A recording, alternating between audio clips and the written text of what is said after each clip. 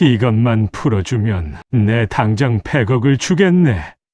손발이 묶여 죽어가던 노인이 내뱉은 처절한 거래였습니다. 며칠을 굶어 갈라진 목소리로 던진 마지막 생명줄이었죠.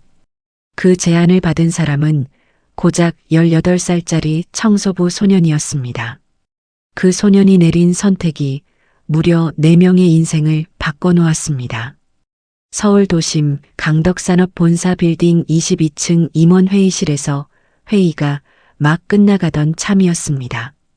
정식 안건은 다 처리됐고 넥타이를 느슨하게 푼 임원들이 서류를 접으며 자리에서 일어서려던 그 순간 부회장 강민혁이 아무렇지도 않은 얼굴로 말문을 열었습니다. 요즘 회장님이 예전 같지 않으시잖아요.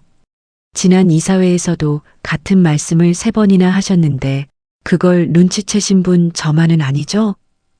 그 말에 임원들이 서로 눈을 마주쳤습니다.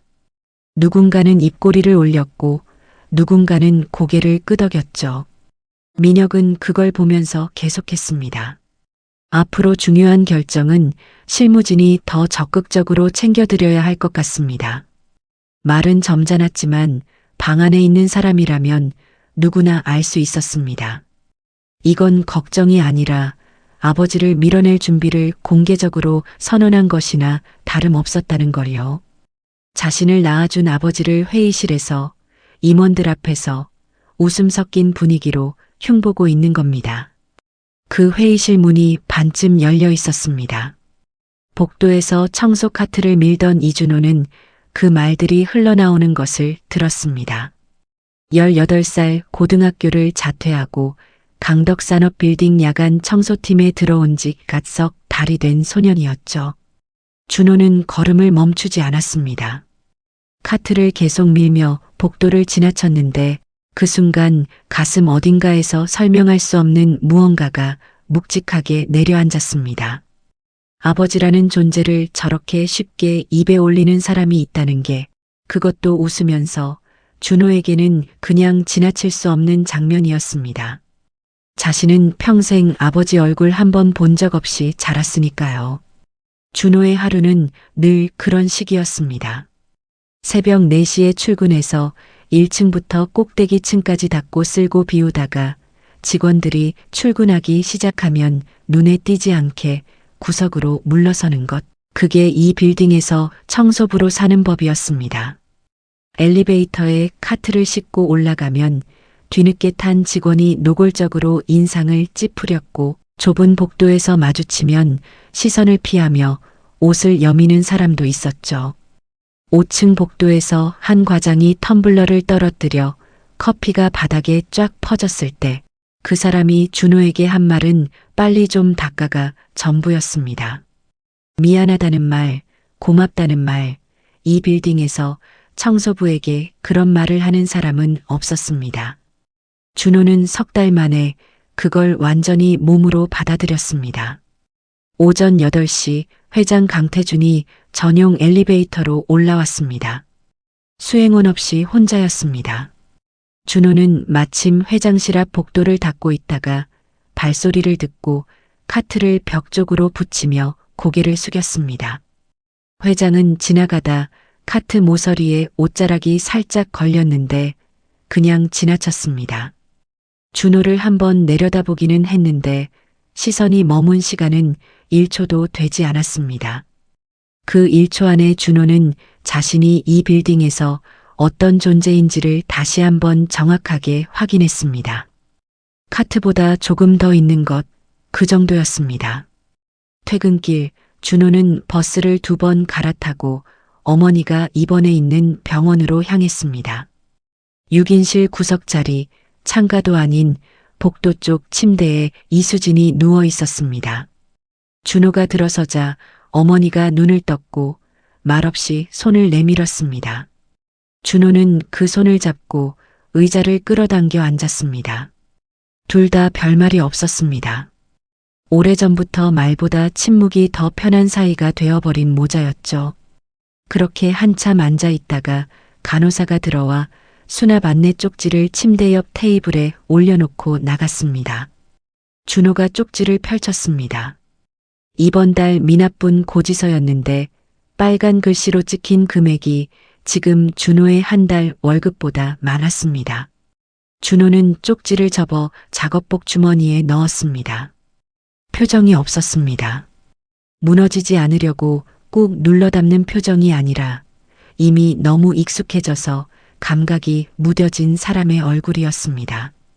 어머니는 그 모습을 보고 아무 말도 하지 않았습니다. 물어볼 수가 없었겠죠.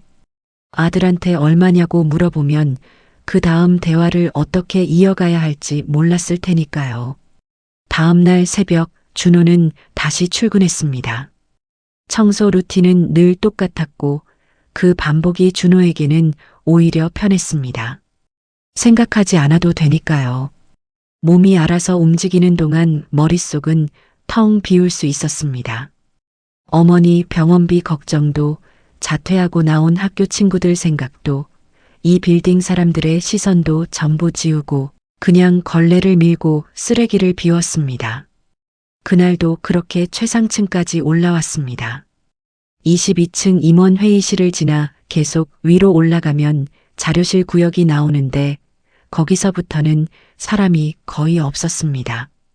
오래된 문서들이 쌓인 자료실이라 직원들이 잘 오지 않는 층이었죠. 준호는 복도를 닦으며 카트를 밀었고 자료실 구역 안쪽으로 접어드는 순간 발걸음이 느려졌습니다. 소리가 났습니다. 잠긴 문 안쪽에서 나는 소리였는데 처음에는 공조기 소음인가 싶었습니다. 그런데 소리가 일정하지 않았습니다.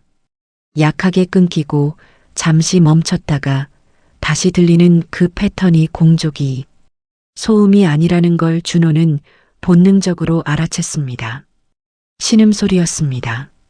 준호는 잠깐 멈췄다가 다시 카트를 밀었습니다. 자기 일이 아니라고 생각했습니다. 이 빌딩에서 청소부가 나설 일은 없다고 석 달 동안 몸으로 배운 원칙이었으니까요. 그렇게 복도 끝까지 갔다가 돌아오는 길에 다시 그 문 앞에 섰습니다. 소리가 여전히 들렸습니다. 조금 더 약해진 것 같았습니다. 오히려 그게 더 이상했습니다. 소리가 강해지는 게 아니라 약해지고 있다는 것, 그건 안에 있는 사람이 점점 힘을 잃어가고 있다는 뜻이었으니까요. 준호는 작업복 주머니에서 마스터키를 꺼냈습니다. 손이 잠깐 멈췄습니다. 그리고 문을 열었습니다. 냄새가 먼저였습니다. 며칠 동안 환기되지 않은 밀폐 공간의 퀴퀴한 공기와 거기 섞인 땀 냄새와 쇠 냄새가 코를 찔렀습니다. 준호가 불을 켜자 자료실 안쪽 바닥에 사람이 보였습니다. 손발이 케이블 타이로 묶인 채 옆으로 쓰러져 있는 남자, 입에는 테이프가 붙어 있었고 셔츠는 땀과 먼지로 엉망이었습니다. 며칠은 굶은 듯 볼이 꺼져 있었고 피부색이 창백하다 못해 잿빛에 가까웠습니다. 준호는 문 앞에서 굳어버렸습니다. 심장이 갑자기 빠르게 뛰었습니다. 눈앞에 있는 게 무엇인지 머리로는 이해가 되는데 그게 실제로 자기 눈앞에 있다는 사실이 받아들여지지 않는 그 몇 초였습니다. 준호는 빠르게 다가가 무릎을 꿇고 테이프를 조심스럽게 떼어냈습니다. 남자가 눈을 뜨려 했지만 제대로 떠지지 않았습니다. 갈라진 입술 사이로 숨이 나왔습니다.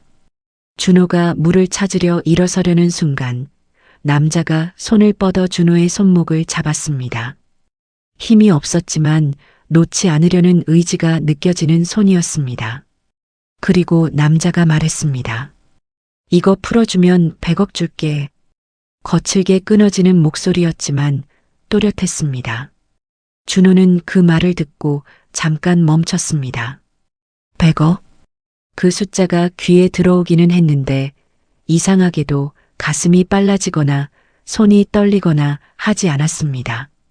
어머니 병원비 고지서를 주머니에 넣을 때도 무뎌진 감각, 그 감각이 지금도 똑같이 작동하고 있었습니다. 준호는 대답 대신 작업복 주머니에서 작은 커터칼을 꺼내 손목과 발목을 묶은 케이블 타이를 하나씩 잘랐습니다. 그게 지금 자기가 할 수 있는 일이었으니까요. 남자가 누구인지는 몇 초 후에 알았습니다. 케이블 타이가 풀리고 남자가 간신히 상체를 일으키면서 준호가 그 얼굴을 제대로 본 순간이었습니다. 어제 아침 복도에서 자신을 1초도 안 되는 시선으로 스쳐 지나간 바로 그 사람이었습니다. 강덕산업 창업주 강태준 회장이었습니다. 준호의 눈이 흔들렸습니다. 이 빌딩의 꼭대기에 있는 사람이 이 빌딩의 꼭대기층 자료실에 손발이 묶인 채 쓰러져 있었다는 것, 그리고 그걸 발견한 사람이 이 빌딩에서 가장 아무것도 아닌 존재인 야간 청소부 소년이었다는 것, 그 아이러니가 준호의 머릿속에서 천천히 자리를 잡았습니다. 준호는 핸드폰을 꺼내 119를 누르려 했습니다. 그 순간 회장이 고개를 저었습니다. 낮지만 단호한 목소리로 말했습니다. 부르면 안 돼. 민혁이 알아. 준호는 그 말의 의미를 완전히 이해하지 못했습니다. 민혁이라는 이름, 즉 오늘 오전에 회의실에서 임원들 앞에서 아버지 흉을 보던 그 부회장이 무슨 관계인지, 왜 119를 부르면 안 되는지, 지금 이 상황이 어떻게 만들어진 건지 아무것도 몰랐습니다. 그냥 눈앞에 있는 사람이 위험하다는 것, 그것 하나만 알았습니다. 준호는 핸드폰을 다시 주머니에 넣고 자판기에서 음료를 가져오기 위해 자리를 떴습니다. 의식이 돌아오는 데는 시간이 걸렸습니다. 준호가 가져온 이온 음료를 조금씩 마시고 가방 속에 있던 도시락, 반통을 먹은 후에야 회장은 등을 벽에 기대고 제대로 앉을 수 있었습니다. 준호는 그 옆에 쪼그려 앉아서 이제 어떻게 할 건지를 생각했습니다. 회장을 이 자료실에 계속 두면 안 된다는 건 알았습니다. 하지만 병원도 안 되고 신고도 안 된다면 어디로 데려가야 할지 준호에게는 답이 없었습니다. 잠시 침묵이 흘렀고 준호가 먼저 말했습니다. 지하 창고로 가실 수 있어요? 거기 새벽엔 아무도 없어요. 회장이 준호를 봤습니다. 아까보다는 눈빛이 살아있었습니다. 둘은 청소 카트를 사이에 두고 자료실을 나왔습니다. 준호가 앞서 복도를 살피고 회장이 벽을 짚으며 따라오는 방식으로 엘리베이터 대신 비상계단을 이용해 지하 창고까지 내려갔습니다. 한층 한층 내려갈 때마다 회장의 숨이 거칠어졌지만 멈추자고 하지는 않았습니다. 지하 창고 안쪽 청소용품과 낡은 박스들이 쌓인 구석에 준호가 청소용 담요를 펼쳤습니다. 회장이 그 위에 앉았습니다. 수십 년간 이 빌딩 전체를 소유한 사람이 청소 담요 위에 앉아 있는 장면이었습니다. 회장이 다시 한번 말했습니다. 100억은 진짜야. 준호는 그 말에 바로 대꾸하지 않았습니다. 잠시 후 낮게 말했습니다. 지금은 그게 중요한 게 아닌 것 같은데요. 회장이 그 말에 멈췄습니다. 수십 년간 돈으로 사람을 움직여온 사람이 돈으로 움직이지 않는 18살짜리 청소부 소년을 처음으로 마주한 순간이었습니다. 회장은 한동안 준호를 바라봤습니다. 아무 말 없이, 그리고 처음으로 눈을 내렸습니다. 준호는 회장을 창고에 두고 나왔습니다. 청소를 마저 해야 했으니까요. 카트를 밀며 복도를 걷는데 발걸음이 무거웠습니다. 무서운 게 아니었습니다. 자신이 지금 어마어마한 일 한가운데로 걸어 들어갔다는 것, 그리고 여기서 발을 빼기엔 이미 너무 들어와 버렸다는 것을 알았기 때문이었습니다. 18살짜리 청소부 소년이 감당하기엔 너무 큰 일이었습니다.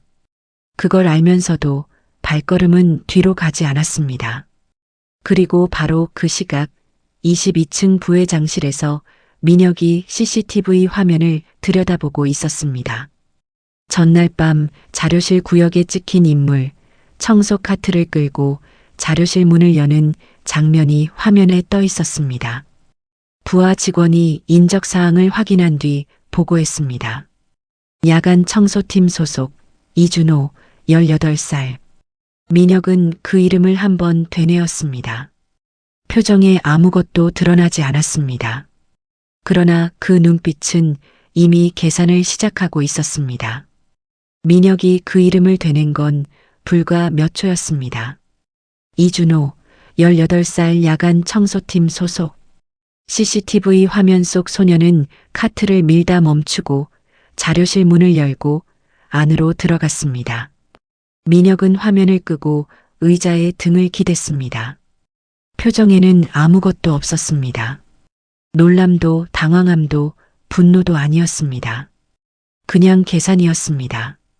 18살짜리 청소부 소년이 자기 계획 한가운데로 걸어 들어왔다는 사실을 민혁은 그렇게 처리했습니다.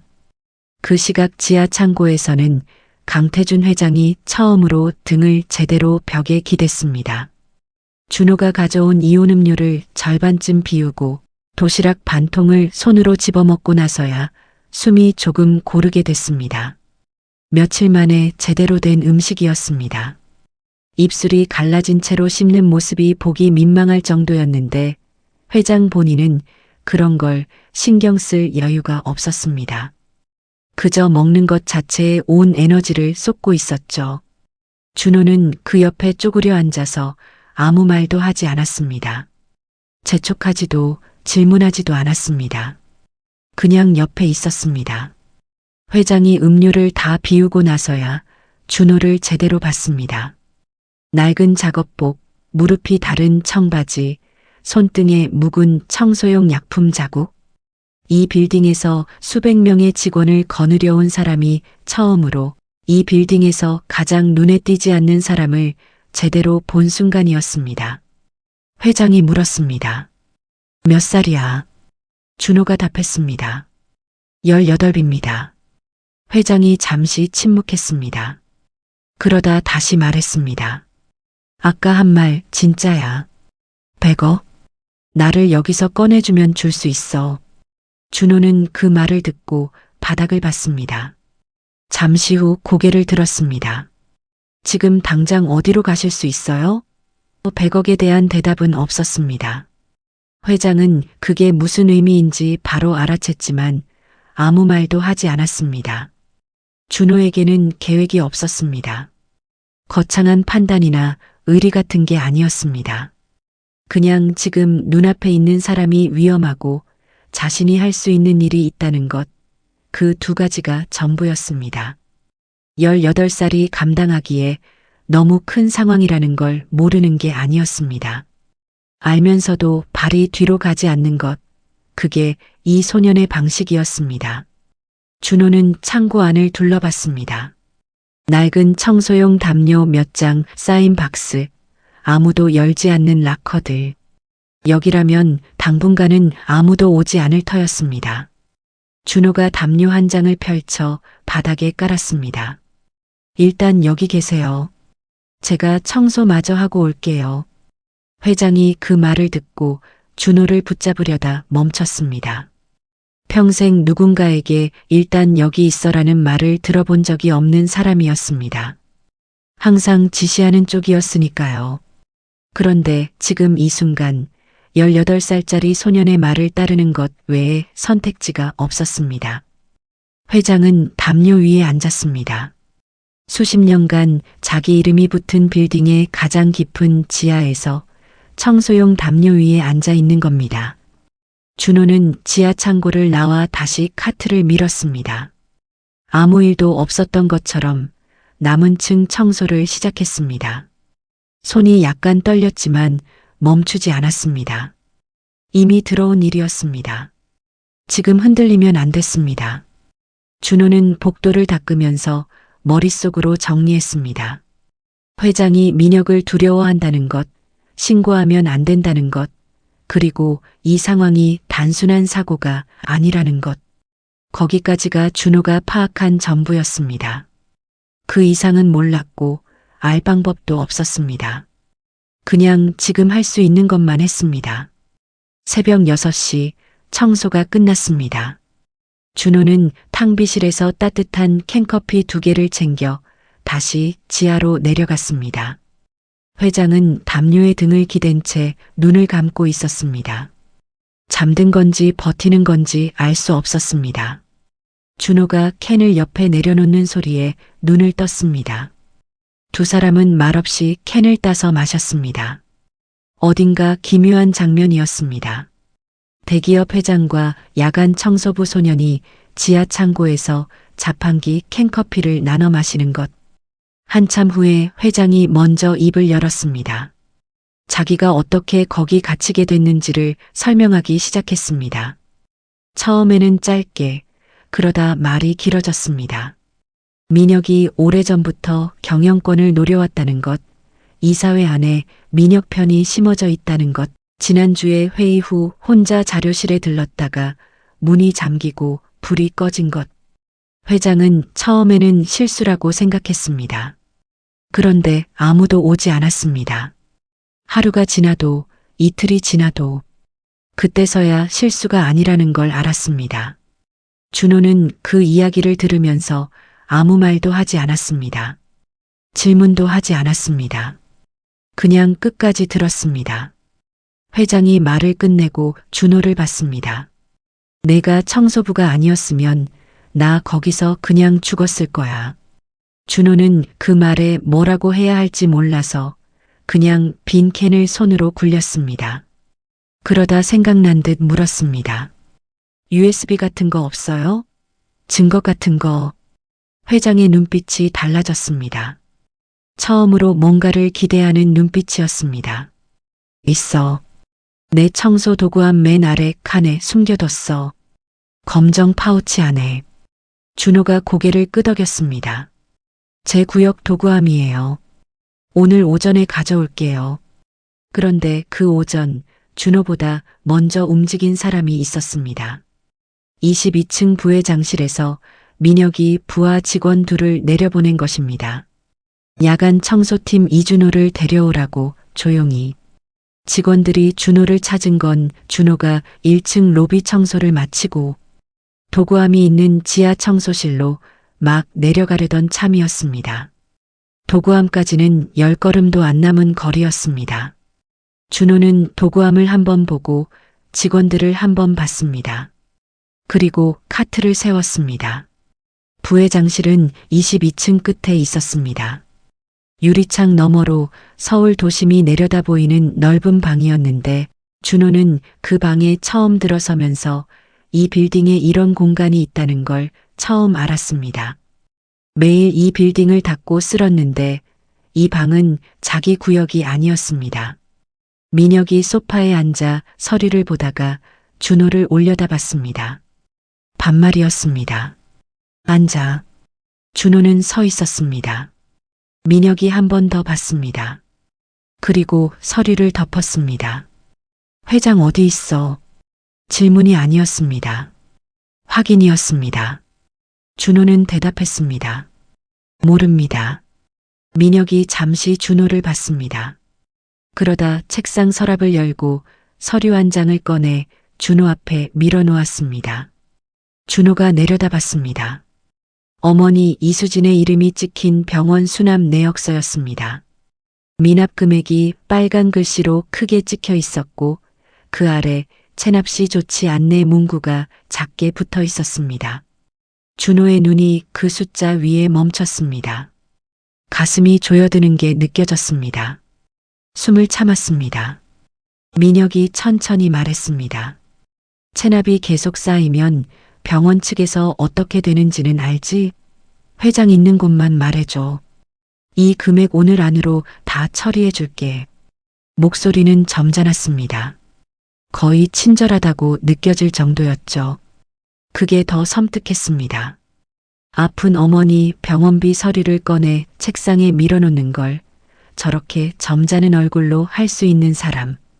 준호는 그 서류를 내려다보면서 이 사람이 어디까지 할 수 있는 사람인지를 그 순간 정확하게 파악했습니다. 준호는 서류에서 눈을 떼고 민혁을 봤습니다. 그리고 아무 말 없이 일어섰습니다. 민혁이 막지 않았습니다. 어차피 이 소년이 갈 곳이 없다는 걸 알기 때문이었습니다. 배경도 없고 돈도 없고 아는 사람도 없는 18살짜리 청소부. 시간은 민혁 편이었습니다. 준호가 부회장실을 나와 엘리베이터를 탔습니다. 문이 닫히는 순간 숨을 길게 내쉬었습니다. 손이 떨렸습니다. 이번에는 멈추지 않았습니다. 그냥 두었습니다. 지하로 내려가는 동안 준호는 한 가지만 생각했습니다. 도구함. 지하에 내려서자마자 청소실로 들어가 도구함 맨 아래 칸을 열었습니다. 청소용 스펀지와 약품통 사이 검정 파우치가 있었습니다. 손에 쥐었습니다. 묵직했습니다. 준호는 파우치를 작업복 안쪽 주머니에 밀어넣고 지하 창고로 발걸음을 옮겼습니다. 빠르지 않게, 티나지 않게. 창고 문을 열자 회장이 눈을 들었습니다.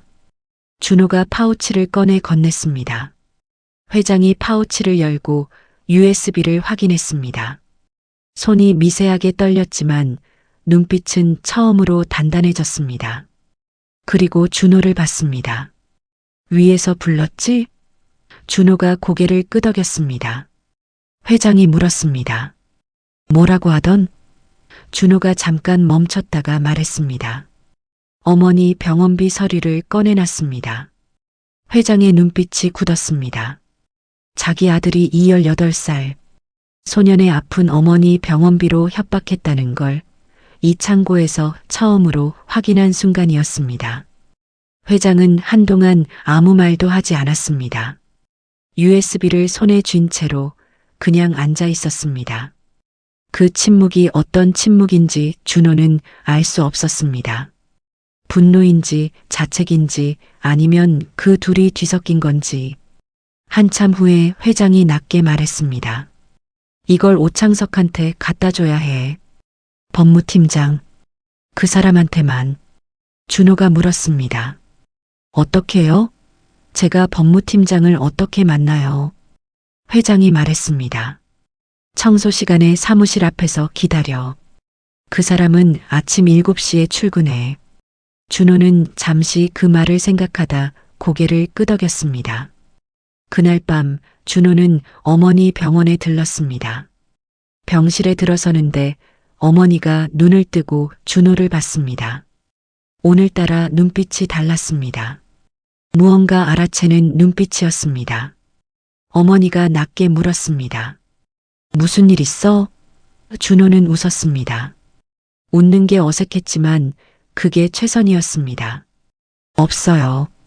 어머니는 더 묻지 않았습니다. 준호의 손을 꼭 쥐고 눈을 감았습니다. 준호는 그 손을 잡고 한참 앉아 있었습니다. 내일 아침 7시 법무팀장 사무실 앞. 그게 지금 준호가 가진 전부였습니다. 그리고 바로 그 시각 민혁은 유정란을 만났습니다. 조용한 회의실, 두 사람만 있는 자리에서 민혁이 말했습니다. USB가 사라졌어. 유정란이 굳었습니다. 민혁이 계속했습니다. 청소부 소년이 가져간 거야. 근데 걔가 그게 뭔지는 몰라. 아직은. 유정란이 물었습니다. 어떻게 할 거야? 민혁이 잠시 생각했습니다. 주주총회 날짜 앞당겨. 그리고 그 소년 경찰에 넘겨. 회장 납치 공모로. 18살 청소부 소년은 그날 밤 그 사실을 까맣게 몰랐습니다. 다음 날 아침 7시 5분 전 준호는 법무팀 사무실이 있는 18층 복도 끝에 서 있었습니다. 카트를 세워두고 마치 그 층 청소를 하는 것처럼 걸레를 손에 쥔 채로 작업복 안쪽 주머니에는 검정 파우치가 있었습니다. 심장이 조금 빠르게 뛰었지만 얼굴에는 아무것도 드러내지 않았습니다. 이 빌딩에서 석 달을 버틴 소년이 몸으로 익힌 기술이 있다면 바로 그것이었습니다. 아무것도 아닌 척하는 것. 정각 7시 엘리베이터 문이 열리고 오창석이 나왔습니다. 짙은 회색 양복, 서류 가방, 흐트러짐 없는 걸음걸이. 법무팀장이라는 직함이 걸음에서부터 느껴지는 사람이었습니다. 오창석은 복도를 걷다 카트 옆에 서 있는 준호를 보고 잠깐 멈췄습니다.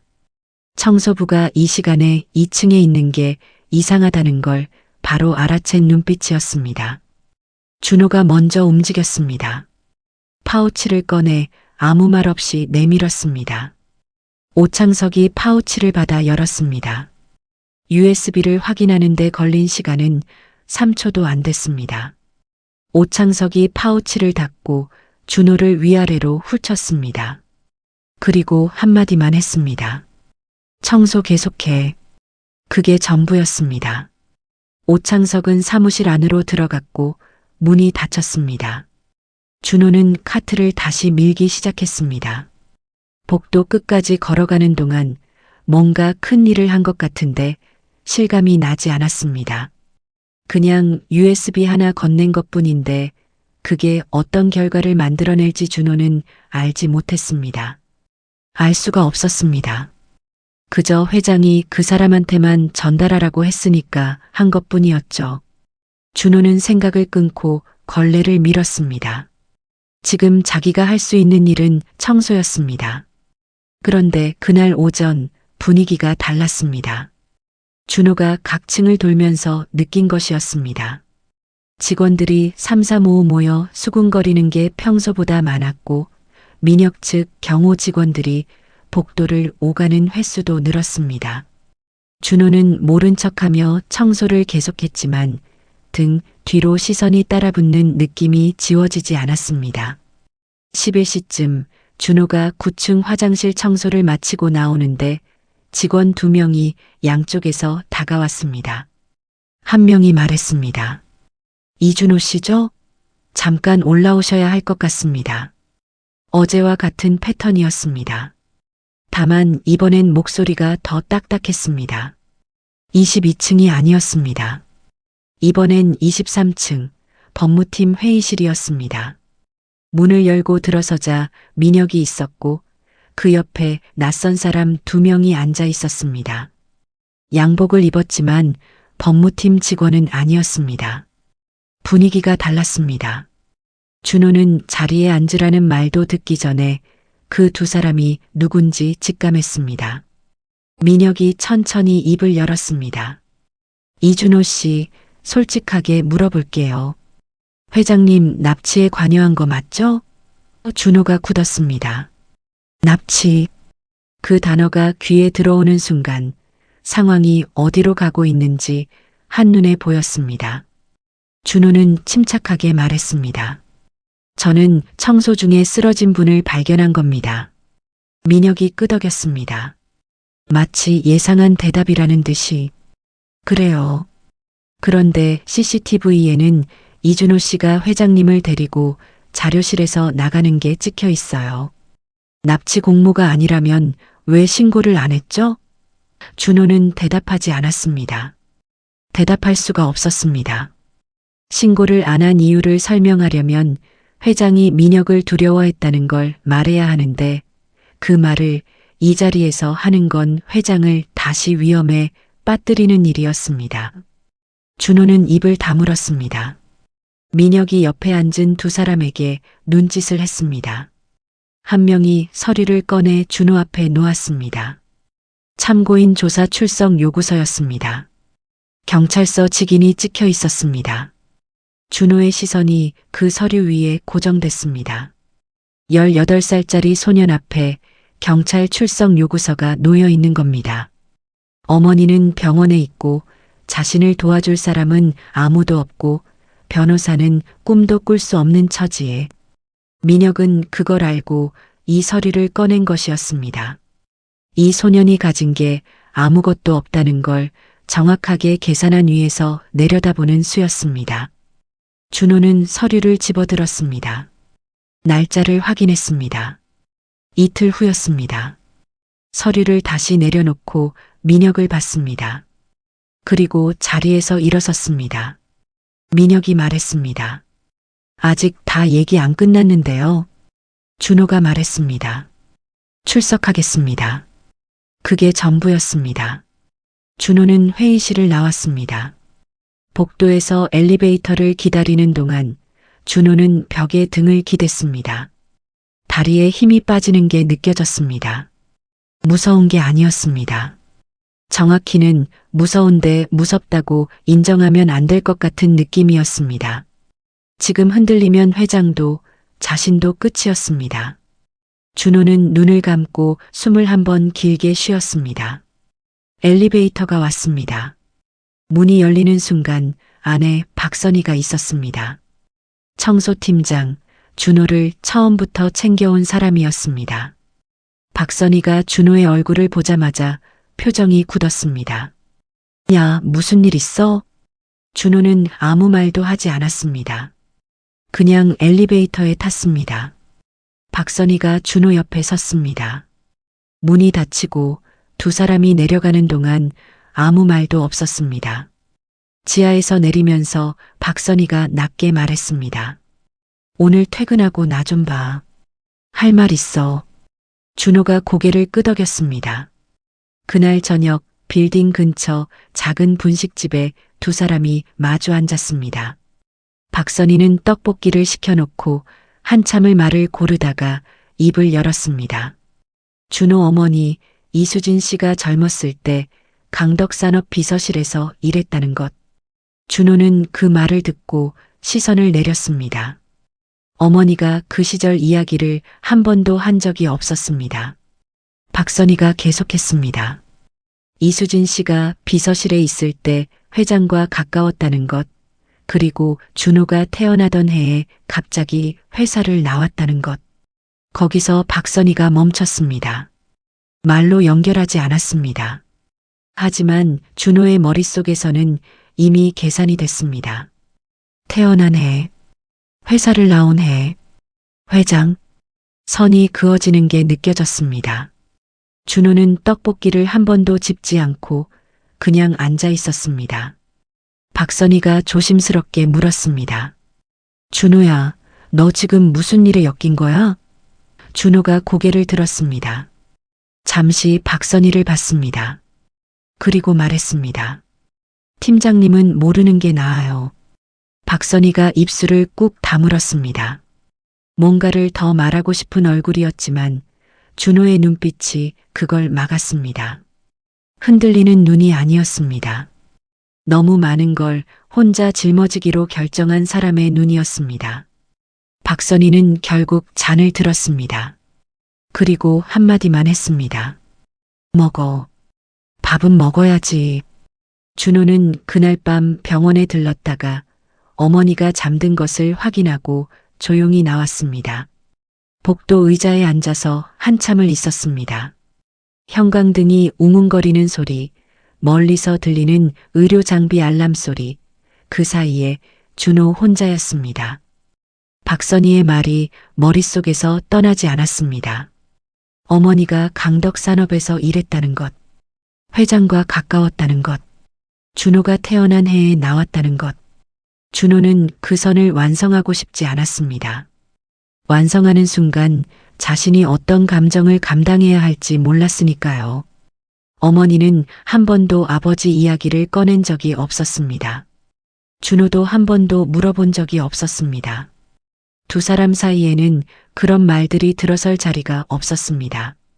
생계가 먼저였고 병원비가 먼저였고 다음 달이 먼저였습니다. 아버지라는 존재는 그 모든 것보다 언제나 뒤였습니다. 준호는 그 선을 그냥 두었습니다. 지금은 그게 중요한 게 아니라고 스스로를 단단히 눌렀습니다. 이틀 후 경찰 조사가 먼저였습니다. 조사 당일 준호는 혼자 경찰서에 갔습니다. 박선희가 같이 가겠다고 했지만 거절했습니다. 이 일에 팀장까지 엮이게 할 수 없었습니다. 형사 앞에 마주 앉아서 준호는 사실만 말했습니다. 소리를 들었고 문을 열었고 쓰러진 사람을 발견했다고. 그 다음 행동에 대해서는 신고하지 않은 것이 잘못이었다고 인정했습니다. 하지만 회장을 숨긴 장소는 말하지 않았습니다. 형사가 같은 질문을 다른 방식으로 4번 물었습니다. 준호는 4번 모두 같은 대답을 했습니다. 모른다고. 형사가 잠시 준호를 봤습니다. 18살짜리 소년이 흔들리지 않는 눈으로 앉아 있었습니다. 형사는 서류를 덮었습니다. 조사는 2시간 만에 끝났습니다. 준호는 경찰서를 나오면서 햇빛이 눈에 들어오는 게 낯설었습니다. 안에 있는 동안 바깥 세상이 잊혀질 만큼 긴장했던 것이었습니다. 그런데 바로 그 시각 오창석은 사무실에 혼자 남아 USB를 열어보고 있었습니다. 파일을 하나씩 열 때마다 표정이 조금씩 굳어갔습니다.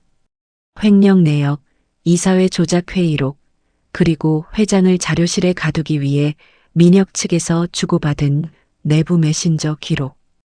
오창석은 마지막 파일을 닫고 등받이에 기댔습니다. 올해 천장을 봤습니다. 이걸 내부에서 처리하는 건 불가능했습니다. 민혁이 이미 이사회 안에 사람을 심어놨고 법무팀 안에도 누가 민혁 편인지 알 수 없었습니다. 오창석은 서랍에서 명함 한 장을 꺼냈습니다. 오래전 받아두고 한 번도 꺼내지 않은 명함이었습니다. 한 언론사 기자의 이름이 적혀 있었습니다. 오창석은 핸드폰을 들었습니다. 그리고 같은 시각 민혁은 유정란과 마주 앉아 주주총회 날짜를 확정했습니다. 일주일 후, 그 전에 준호를 완전히 납치 공모 혐의로 묶어두고 회장이 나타나더라도 이사회가 흔들리지 않도록 표를 미리 굳혀두는 것이 계획이었습니다. 민혁은 그날 저녁 이사 3명에게 개별적으로 연락을 돌렸습니다. 직접 만나는 자리도 있었고 봉투가 오가는 자리도 있었습니다. 수십 년간 회장이 지켜온 회사를 민혁은 단 며칠 만에 자기 것으로 만들기 위한 판을 깔고 있었습니다. 유정란이 말했습니다. 회장이 살아서 나타나면? 민혁이 짧게 답했습니다. 나타나도 늦어. 유정란이 고개를 끄덕였습니다. 두 사람은 서류를 정리하고 자리에서 일어섰습니다. 이 빌딩 안에서 아무도 모르게 3개의 시계가 동시에 돌아가고 있었습니다.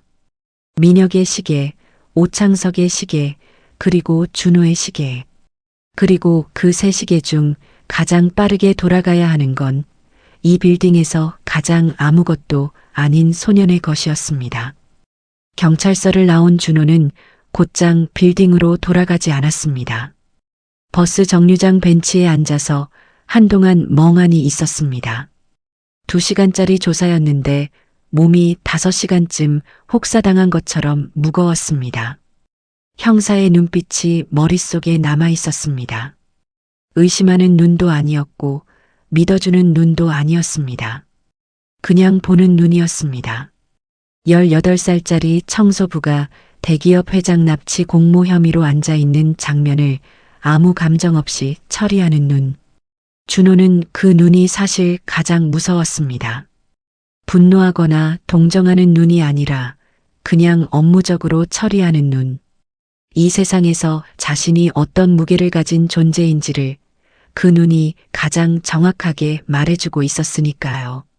버스가 2대 지나가고 나서야 준호는 자리에서 일어섰습니다. 지하 창고에 도착했을 때 회장은 담요를 두르고 앉아 있었습니다. 안색이 조금 돌아왔지만 여전히 창백했습니다. 준호가 들어서자 회장이 눈을 들었습니다. 준호의 얼굴을 한번 보고 바로 알아챘습니다. 경찰서 다녀왔구나. 준호가 고개를 끄덕였습니다. 회장이 물었습니다. 뭐라고 했어? 준호가 말했습니다.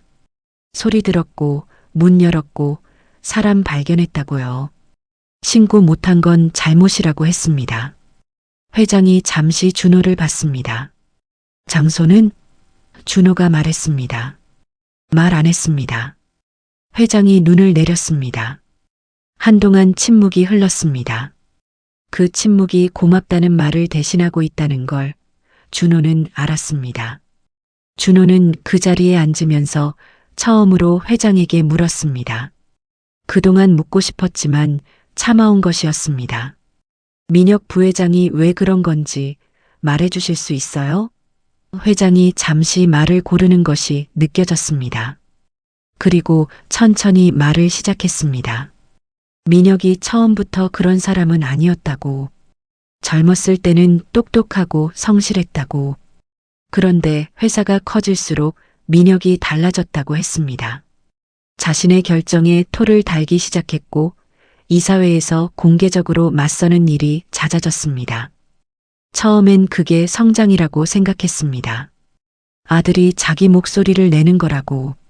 그런데 어느 순간부터 민혁의 눈에서 회사보다 자신의 지분이 먼저 보이기 시작했고 이사회 안에 민혁 편이 하나둘 늘어났습니다. 회장은 그때부터 증거를 모으기 시작했다고 했습니다. 준호가 물었습니다. 그럼 왜 진작 안 쓰셨어요? 회장이 잠깐 멈췄습니다. 그리고 말했습니다. 아들이니까. 딱 3글자였습니다. 준호는 그 3글자를 받아들이는데 시간이 걸렸습니다. 자기를 자료실에 가두고 굶기고 죽을 수도 있는 상황을 만든 사람이 아들이라는 이유만으로 끝까지 참았다는 것. 그게 어리석은 건지 아니면 그게 부모라는 건지 준호는 판단이 서지 않았습니다. 그냥 그 말이 무겁게 가슴에 내려앉았습니다. 자신은 평생 아버지 얼굴도 모르고 자랐는데 아버지가 있는 사람은 그 아버지한테 저런 짓을 당하면서도 아들이라는 이유로 참는다는 것. 그 2가지 사실이 동시에 머릿속에 있는 게 이상하게 아팠습니다. 회장이 이야기를 이어갔습니다. USB 안에 무엇이 들어있는지를 설명하기 시작했습니다. 민혁과 유정란이 수년에 걸쳐 빼돌린 자금 내역, 이사회 표결을 사전에 조작한 회의록, 그리고 회장을 자료실에 가두기 위해 나눈 내부 메신저 기록까지. 그 메신저 기록이 가장 끔찍했습니다. 민혁이 유정란에게 보낸 메시지에는 아버지를 가리켜 노인네라는 표현이 반복됐고 언제 어떻게 자료실로 유인할지 날짜와 방법까지 구체적으로 적혀 있었습니다. 자신을 낳아준 아버지를 두고 일정을 짜듯 감금 계획을 짠 것입니다. 회장이 그 기록을 처음 봤을 때 어떤 기분이었는지는 지하창고 담요 위에 앉아 그 이야기를 하는 회장의 목소리가 대신 말해줬습니다. 흔들리지 않으려는 목소리인데 그 흔들리지 않으려는 힘 자체가 안에 얼마나 많은 것이 있는지를 드러냈습니다.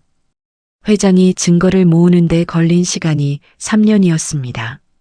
혼자서 아무한테도 말하지 않고 아들이 언젠가 스스로 멈출 거라는 기대를 끝내 놓지 못하면서 3년을 버텼습니다.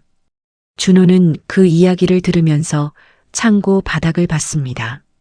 3년이라는 시간이 어떤 무게인지 18살이 다 알 수는 없었지만 그게 얼마나 외롭고 긴 시간이었는지는 느껴졌습니다. 그리고 그 3년이 결국 소용없었다는 것도. 회장이 말을 끝내고 나서 준호가 조용히 물었습니다. 오창석 팀장이 그 사람 믿을 수 있는 거 맞아요? 회장이 말했습니다. 20년 넘게 같이 일했어. 민혁이 아무리 손을 뻗어도 그 사람은 안 넘어갈 거야. 준호는 그 말을 한번 씹었습니다. 20년. 그 확신이 어디서 나오는 건지 준호는 알 수 없었지만 회장의 목소리가 흔들리지 않았습니다. 준호는 고개를 끄덕였습니다. 지금은 그걸 믿는 수밖에 없었습니다. 그날 오후 오창석이 움직였습니다. 겉으로는 아무것도 달라진 게 없었습니다. 회의에 들어갔고 서류를 처리했고 평소와 같은 시간에 퇴근했습니다. 그런데 퇴근길에 차를 세운 곳이 평소와 달랐습니다. 도심 외곽의 작은 카페, 구석자리. 오창석이 앉아서 기다리자 잠시 후 한 남자가 들어왔습니다. 오래된 점퍼 차림, 어깨에 가방 하나. 경제부 기자였습니다.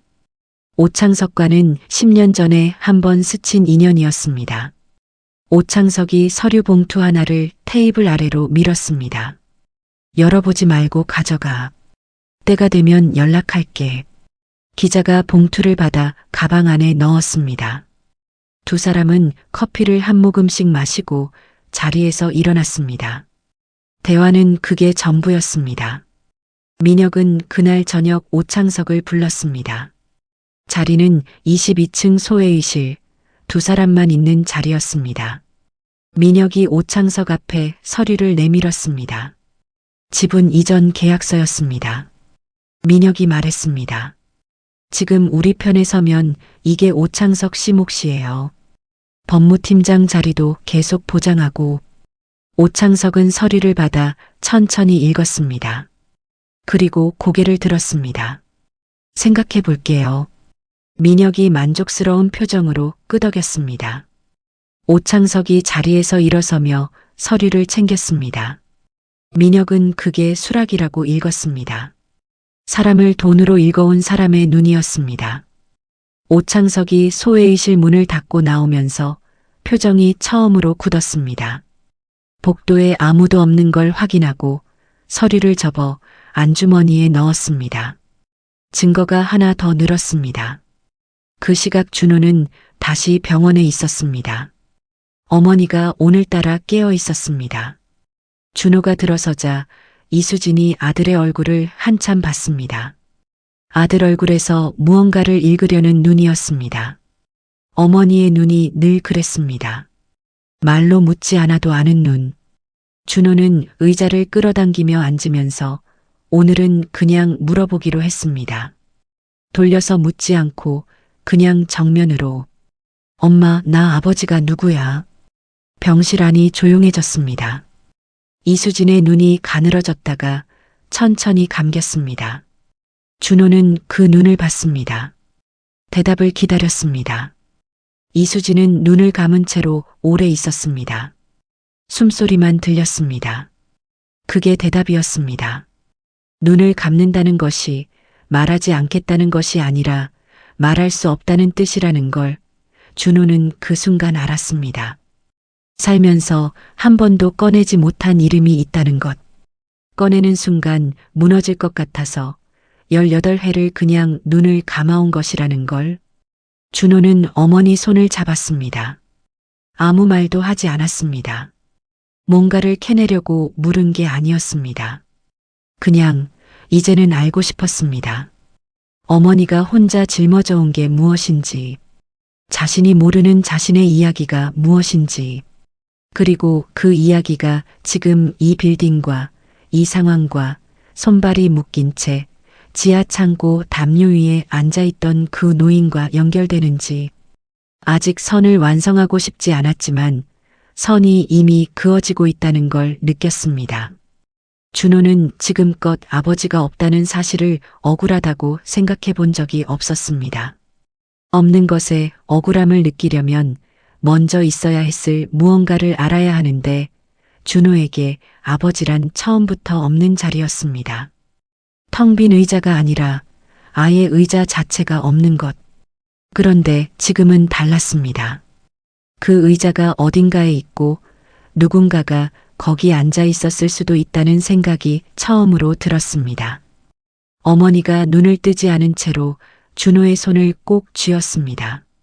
병실 창밖으로 가로등이 켜지기 시작했고 준호는 그 불빛을 보면서 내일 이후를 생각했습니다. 다음 날 오전 강태준 회장이 지하 창고에서 스스로 나왔습니다. 준호에게 말하지 않고 혼자 결정한 것이었습니다. 빌딩 내 의무실 문을 열고 들어서는 순간 의무실 직원이 들고 있던 서류를 떨어뜨렸습니다. 사흘 넘게 행방불명이었던 회장이 지하 어딘가에서 걸어 나온 것입니다. 핏기 없는 얼굴, 구겨진 셔츠, 그러나 눈빛만큼은 살아있었습니다. 회장은 직원에게 말했습니다. 오창석 팀장 불러줘. 다른 사람은 아무도 부르지 말고. 직원이 굳은 채로 전화기를 들었습니다. 그 보고가 민혁에게 전달된 건 30분도 안 걸렸습니다. 민혁의 비서가 조심스럽게 문을 두드리고 들어와서 말했을 때 민혁은 통화 중이었습니다. 전화를 끊고 비서를 나가게 하고 혼자 창밖을 봤습니다.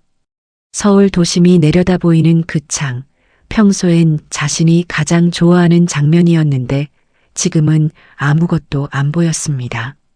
아버지가 살아서 나왔습니다. 그런데 민혁은 흔들리지 않았습니다. 이사회는 이미 장악했고 주주총회 날짜도 확정됐습니다. 회장이 나타난다고 해서 달라지는 건 없었습니다. 아니, 달라지는 게 없어야 했습니다. 민혁은 핸드폰을 들었습니다. 유정란에게 전화했습니다. 총회 사흘 앞당겨. 지금 당장. 그리고 준호는 그 모든 것을 모른 채 16층 복도에서 카트를 밀고 있었습니다. 걸레가 바닥을 훑고 지나가는 소리, 멀리서 들리는 직원들 발소리, 환풍기 돌아가는 소리.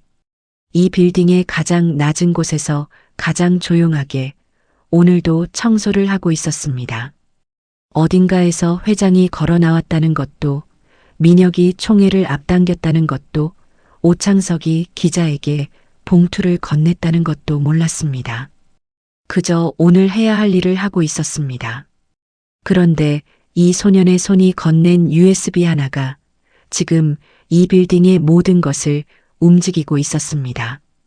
그리고 그 움직임이 어디로 향하는지 가장 먼저 알게 될 사람도 이 소년이었습니다. 아직 그걸 모를 뿐이었죠. 카트 바퀴가 삐걱거리며 복도를 지나갔습니다. 준호는 계속 밀었습니다. 멈추지 않고. 회장이 의무실에서 나온 다음 날 빌딩 분위기가 달라졌습니다.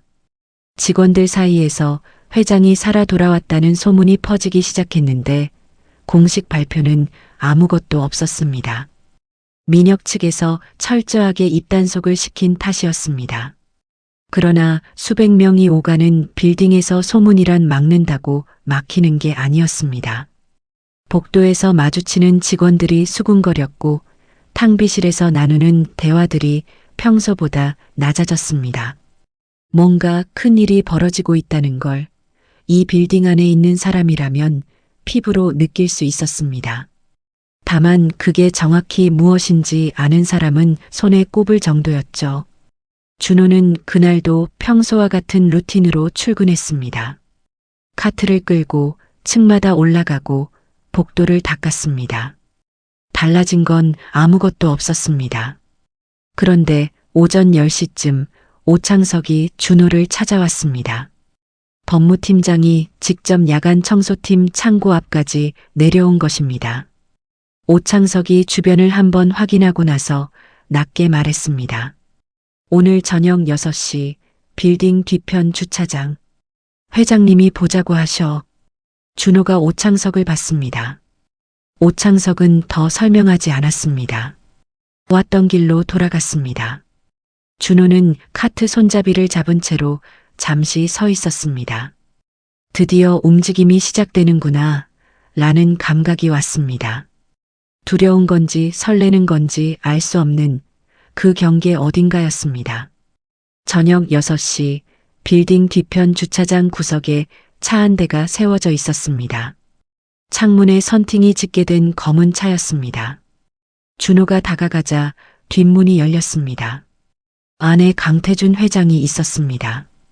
의무실에서 며칠을 쉰 덕에 안색이 돌아와 있었습니다. 여전히 수척했지만 눈빛은 며칠 전 창고에서 본 것과 완전히 달랐습니다. 살아있는 눈이었습니다. 준호가 옆에 앉자 오창석이 조수석에서 몸을 돌렸습니다. 셋이 처음으로 같은 공간에 마주 앉은 순간이었습니다. 오창석이 서류 봉투를 열었습니다. USB 내용을 바탕으로 정리한 자료였습니다. 민혁과 유정란의 횡령 규모, 이사회 조작 정황, 회장 감금 사전 모의 기록, 그리고 준호를 납치 공모자로 엮기 위해 경찰에 허위 신고한 내용까지 한 장씩 정리가 돼 있었습니다. 회장이 자료를 넘기면서 표정에 아무것도 드러내지 않았습니다. 이미 알고 있는 내용이었습니다. 그런데 자료 마지막 장에서 준호의 손이 멈췄습니다. 자신의 이름이 적혀 있었습니다. 이준호.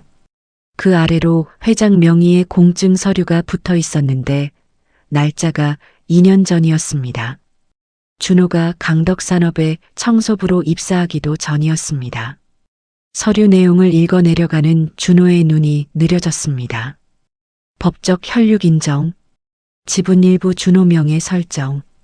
준호는 서류를 들고 한 줄 한 줄 다시 읽었습니다. 글자들이 눈에 들어오는데 머릿속에서 정리가 안 됐습니다. 회장이 먼저 말했습니다. 늦어서 미안해. 준호는 서류에서 눈을 들었습니다. 회장이 준호를 보고 있었습니다. 눈을 피하지 않았습니다. 준호는 그 눈을 보면서 병실에서 어머니가 눈을 감던 장면이 겹쳤습니다. 말하지 못했던 것과 너무 늦게 말하는 것. 그 두 가지가 결국 같은 자리에서 만난 것이었습니다. 준호는 서류를 천천히 내려놓았습니다. 그리고 말했습니다. 어머니한테도 그 말 할 수 있어요? 차 안이 조용해졌습니다. 오창석도 입을 다물었습니다. 회장이 잠시 준호를 보다가 고개를 끄덕였습니다. 말없이. 그게 준호에게는 어떤 말보다 무거웠습니다. 오창석이 헛기침을 한 번 하고 분위기를 다잡았습니다. 지금은 감정보다 작전이 먼저였습니다. 오창석이 설명하기 시작했습니다. 주주총회가 사흘 후로 앞당겨졌다는 것, 언론사 기자는 총회 당일 빌딩 밖에서 대기할 것이라는 것, 그리고 총회장 안에서 민혁이 선언을 시작하는 순간 준호가 들어가야 한다는 것. 준호가 물었습니다. 제가 왜요? 오창석이 말했습니다. 회장님 혼자 들어가면 민혁이 바로 막아. 근데 청소부 소년이 먼저 들어가면 아무도 예상을 못해. 그 빈틈이 필요해. 준호는 그 말을 들으면서 자신이 이 작전에서 어떤 역할인지를 이해했습니다.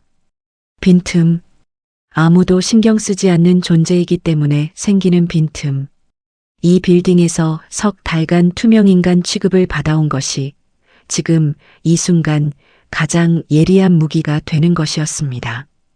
세상이 내려다보지 않는 사람은 세상이 예상하지 못하는 방향으로 움직일 수 있습니다. 준호는 그걸 처음으로 실감했습니다. 한편같은 시각 유정란은 재무팀 막내 직원 하나를 늦게까지 붙잡아두고 있었습니다. 총회 전날까지 처리해야 할 자금 이동건이 남아 있었습니다. 서류상으로는 정상적인 계열사 간 자금 이체였지만 실제로는 민혁과 유정란이 수년에 걸쳐 조금씩 빼돌린 금액을 최종 세탁하는 작업이었습니다. 직원은 영문도 모르고 서명란을 채웠습니다. 유정란은 서류를 검토하면서 내일 총회만 끝나면 이 빌딩을 나가도 된다고 생각했습니다. 민혁이 경영권을 쥐는 순간 자신은 CFO 자리를 확정받고 이 모든 것이 합법의 테두리 안에 들어올 것이었습니다. 서류에 마지막 도장을 찍는 유정란의 손은 흔들리지 않았습니다. 죄책감이란 건 이미 오래전에 소진된 감각이었습니다. 그날 밤 민혁은 혼자 22층 부회장실에 앉아 있었습니다. 불을 켜지 않았습니다. 서울 야경이 유리창을 가득 채웠습니다. 민혁은 그 빛을 보면서 한 가지를 생각했습니다. 아버지가 살아 돌아왔어도 이사회는 이미 자기 편이고 핵심 주주 3명은 사전에 정리가 됐고 유정란이 재무 서명을 다 끝낸 상태였습니다. USB가 사라진 게 변수이긴 했지만 그게 어디 있는지 알 수 없는 지금 이 시점에서 막을 방법이 없었습니다.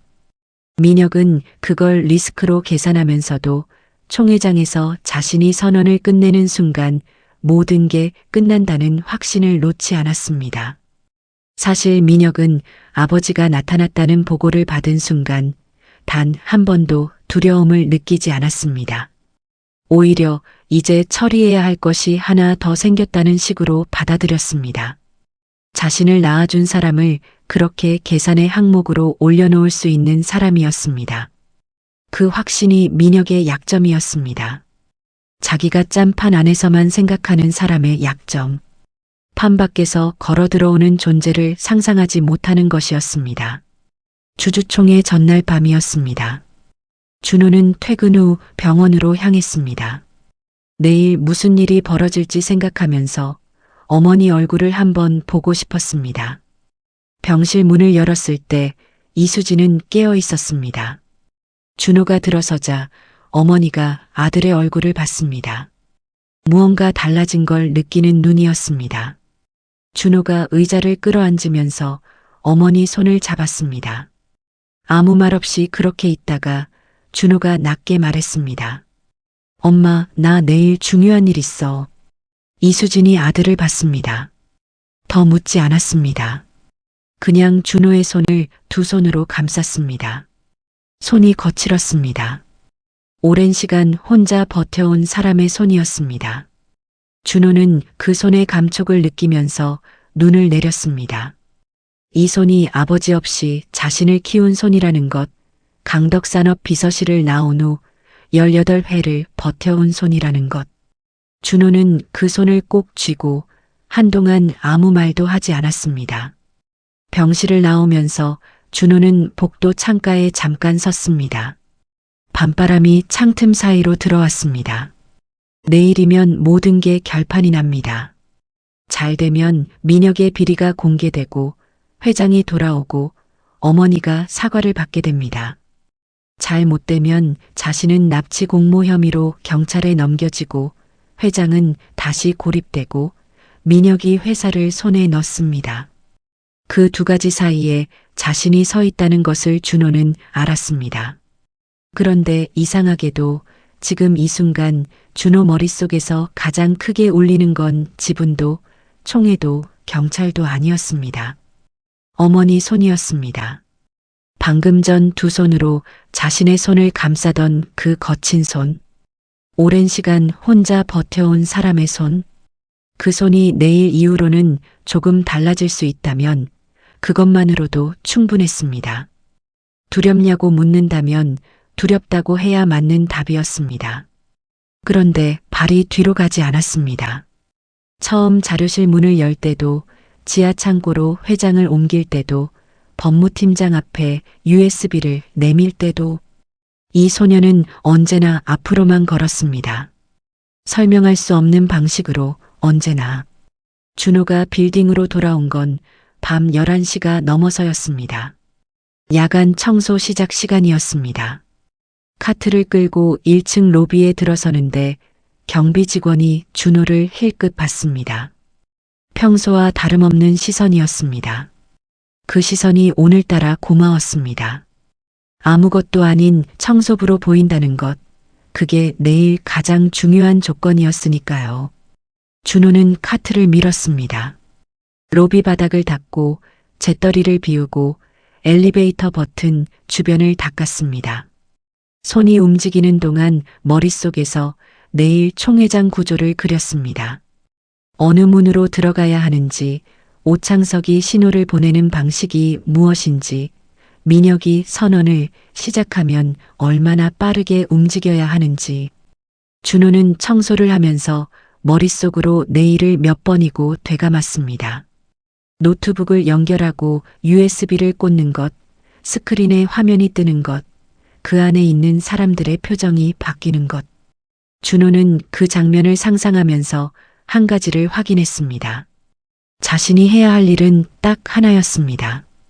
그 문을 열고 들어가는 것. 나머지는 이미 준비된 사람들이 할 것이었습니다. 새벽 2시 22층 복도를 닦던 준호가 잠깐 걸음을 멈췄습니다. 부회장실 불이 꺼져 있었습니다. 민혁은 이미 퇴근했습니다. 내일 주주총회를 앞두고 집에서 편히 자고 있을 터였습니다. 자신이 짠 판이 내일 완성될 거라는 확신을 안고 준호는 그 꺼진 불을 잠깐 봤습니다. 이 문 안에서 아버지를 가두는 계획을 짰을 사람, 병원비 서류를 책상에 밀어놓던 사람, 자신을 납치 공모자로 신고한 사람, 그 모든 게 저 꺼진 불 안에 있었습니다. 준호는 오래 서 있지 않았습니다. 카트를 밀었습니다. 삐걱거리는 바퀴 소리가 텅 빈 복도에 올렸습니다. 내일 이 복도가 어떤 모습이 될지 지금 이 빌딩에서 그걸 아는 사람은 셋뿐이었습니다. 그리고 그 셋 중 가장 아무것도 아닌 존재가 내일 가장 중요한 자리에 서야 했습니다. 오창석이 민혁에게 불려간 건 그날 오후였습니다. 22층 소회의실, 두 사람만 있는 자리였습니다. 민혁이 서류 한 장을 테이블에 올려놓았습니다. 지분 이전 계약서였습니다. 민혁이 말했습니다. 지금 우리 편에 서면 이게 오창석 씨 몫이에요. 법무팀장 자리도 계속 보장하고. 오창석은 서류를 천천히 읽었습니다. 그리고 고개를 들었습니다. 생각해 볼게요. 민혁이 만족스러운 표정으로 끄덕였습니다. 돈으로 사람을 읽어온 사람의 눈에는 그게 수락으로 읽혔습니다. 오창석이 소회의실 문을 닫고 나오면서 복도에 아무도 없는 걸 확인했습니다. 서류를 접어 안주머니에 넣었습니다. 증거가 하나 더 늘었습니다. 그날 저녁 준호는 병원에 갔습니다. 어머니가 깨어 있었습니다. 준호가 의자를 끌어앉으면서 오늘은 그냥 물어보기로 했습니다. 돌려서 묻지 않고 정면으로. 엄마, 나 아버지가 누구야? 병실 안이 조용해졌습니다. 이수진의 눈이 가늘어졌다가 천천히 감겼습니다. 준호는 그 눈을 봤습니다. 대답을 기다렸습니다. 이수진은 눈을 감은 채로 오래 있었습니다. 숨소리만 들렸습니다. 그게 대답이었습니다. 눈을 감는다는 것이 말하지 않겠다는 게 아니라 말할 수 없다는 뜻이라는 걸 준호는 그 순간 알았습니다. 살면서 한 번도 꺼내지 못한 이름이 있다는 것. 꺼내는 순간 무너질 것 같아서 18해를 그냥 눈을 감아온 것이라는 걸. 준호는 어머니 손을 잡았습니다. 뭔가를 캐내려고 물은 게 아니었습니다. 그냥 이제는 알고 싶었습니다. 어머니가 혼자 짊어져 온 게 무엇인지. 지금 이 빌딩과 이 상황과 지하 창고 담요 위에 앉아있던 그 노인이 자신의 삶과 연결되는지. 아직 그 선을 완성하고 싶지 않았지만 선이 이미 그어지고 있다는 걸 느꼈습니다. 준호는 한 번도 아버지가 없다는 것을 억울하다고 생각한 적이 없었습니다. 없는 것에 억울함을 느끼려면 있어야 했을 무언가를 먼저 알아야 하는데 준호에게 아버지란 처음부터 없는 자리였습니다. 텅 빈 의자가 아니라 아예 의자 자체가 없는 것. 그런데 지금은 달랐습니다. 어딘가에 그 의자가 있고 누군가가 앉아 있었을 수도 있다는 생각이 처음으로 들었습니다. 이수진이 눈을 뜨지 않은 채로 준호의 손을 꼭 쥐었습니다. 병실 창밖으로 가로등이 켜지기 시작했습니다. 다음 날 아침 강태준 회장이 지하 창고에서 스스로 나왔습니다. 준호에게 말하지 않고 혼자 결정한 것이었습니다. 빌딩 내 의무실 문을 열고 들어서는 순간 의무실 직원이 들고 있던 서류를 떨어뜨렸습니다. 며칠째 행방불명이었던 회장이 지하 어딘가에서 걸어 나온 것입니다. 핏기 없는 얼굴, 구겨진 셔츠, 그러나 눈빛만큼은 살아있었습니다. 회장은 직원에게 딱 한마디만 했습니다. 오창석 팀장 불러줘. 다른 사람은 아무도 부르지 말고. 직원이 굳은 채로 전화기를 들었습니다. 그 보고가 민혁에게 전달된 건 30분도 안 걸렸습니다. 민혁은 통화 중이었다가 비서의 보고를 듣고 전화를 끊었습니다. 비서를 내보내고 창밖을 봤습니다. 서울 도심이 내려다 보이는 그 창, 평소엔 자신이 가장 좋아하는 장면이었는데 지금은 아무것도 안 보였습니다. 아버지가 살아서 나왔습니다. 그런데 민혁은 흔들리지 않았습니다. 이사회는 이미 장악했고 핵심 주주 3명도 정리됐습니다. 회장이 나타난다고 달라지는 건 없었습니다. 아니, 달라지는 게 없어야 했습니다. 민혁은 핸드폰을 들었습니다. 유정란에게 전화했습니다. 총회 사흘 앞당겨. 지금 당장. 유정란이 짧게 답했습니다. 알겠어요. 그날 오후 오창석이 회장과 처음으로 직접 마주쳤습니다. 의무실 안에서 두 사람만 있는 자리였습니다. 오창석이 USB를 꺼내 테이블에 올려놓았습니다. 회장이 USB를 받습니다. 그리고 오창석을 받습니다. 말이 필요 없는 순간이었습니다. 회장이 먼저 말했습니다. 그 소년이 가져다 줬어? 오창석이 고개를 끄덕였습니다. 회장이 잠시 눈을 내렸습니다. 18살짜리 청소부 소년이 자신의 생명줄을 건네준 것이었습니다. 회장이 말했습니다. 준호 데려와. 셋이 같이 얘기해야 해. 같은 시각 유정란은 재무팀 막내 직원 하나를 늦게까지 붙잡아 두고 있었습니다. 총회 전까지 처리해야 할 자금 이동건이 남아 있었습니다. 서류상으로는 정상적인 계열사 간 자금 이체였지만 실제로는 민혁과 유정란이 수년에 걸쳐 조금씩 빼돌린 금액을 최종 정리하는 작업이었습니다. 직원은 영문도 모르고 서명란을 채웠습니다. 유정란은 서류를 검토하면서 내일 총회만 끝나면 이 빌딩을 나가도 된다고 생각했습니다. 민혁이 경영권을 쥐는 순간 자신은 CFO 자리를 확정받고 이 모든 것이 합법의 테두리 안으로 들어올 것이었습니다.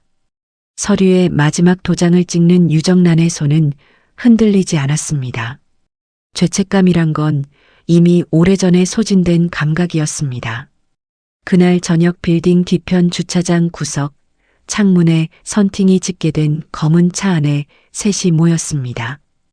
회장, 오창석, 그리고 준호였습니다.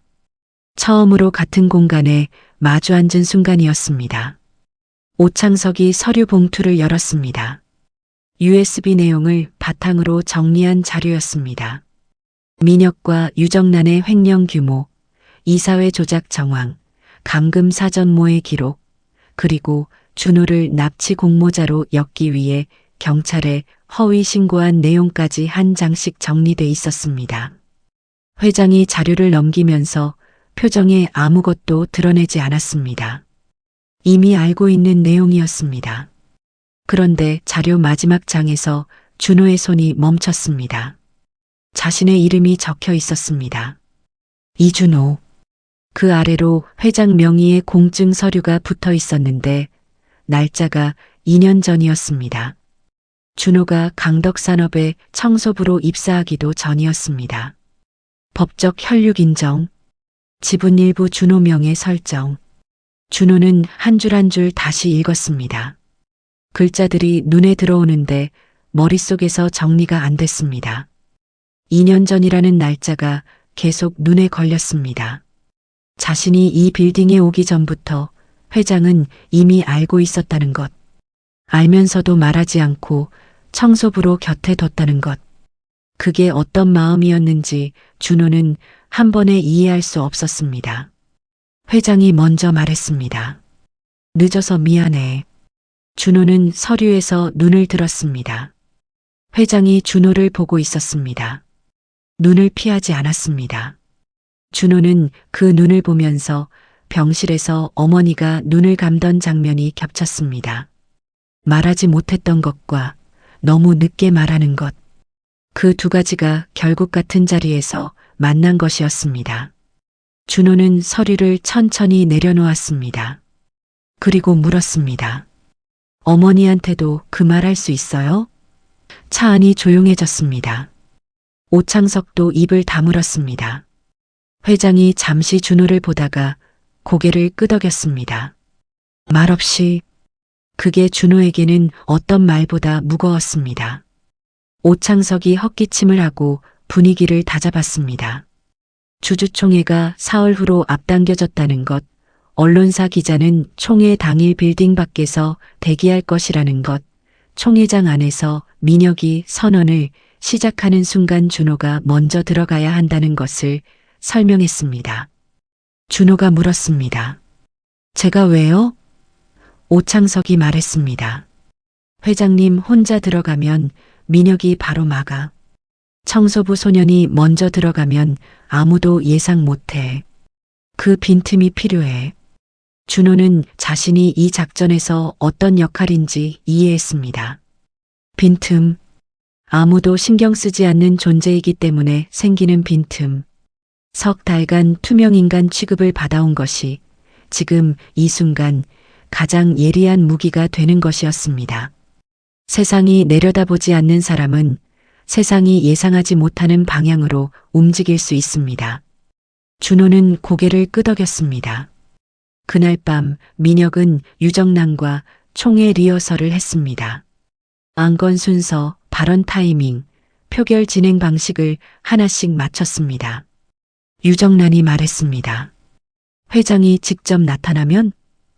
민혁이 짧게 답했습니다. 나타나도 늦어. 이사회는 우리 거야. 두 사람은 서류를 정리하고 자리에서 일어섰습니다. 내일이면 끝난다는 확신이 그 방 안에 가득 찼습니다. 그 확신이 얼마나 위험한 것인지 두 사람은 알지 못했습니다. 준호는 그날 밤 퇴근하면서 다시 병원에 들렀습니다. 어머니가 잠들어 있었습니다.